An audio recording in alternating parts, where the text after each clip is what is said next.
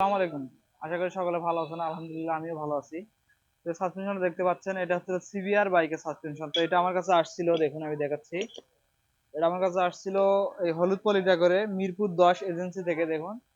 তো যিনি পাঠাইছিল ওনার নাম ঠিকানা আমার কাছে আছে। তো ওনার ওনার নাম হচ্ছিল মুনিব মুনিব ভাই, মিরপুর 10 এজেন্সি, ঢাকা থেকে, মানে ঢাকার ওই কুরিয়ার থেকে আসছে সুন্দরবনে। এটা হচ্ছিল তার এই সুন্দরবনের ঠিকানাটা। তো যাই হোক, এটার সমস্যাটা ছিল সাসপেনশনটা বেশি হার্ড ছিল একটু, মানে বাইক চালিয়ে শান্তি মতো মানে চালাতে মানে কমফোর্ট পাচ্ছিল না, সে কারণে আমার কাছে পাঠা হয়েছে। তো যাই হোক, এটা আমরা এখন সেটিং করে দিব, দেখুন।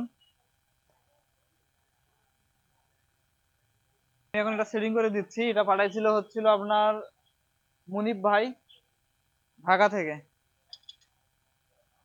তো এটা কাজ কিন্তু সমস্ত কাজ শেষ করা আছে।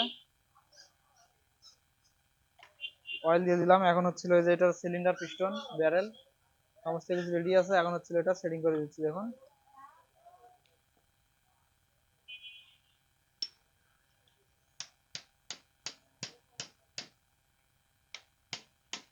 তো এটার কিন্তু নিচের অংশটা কাটা ছিল।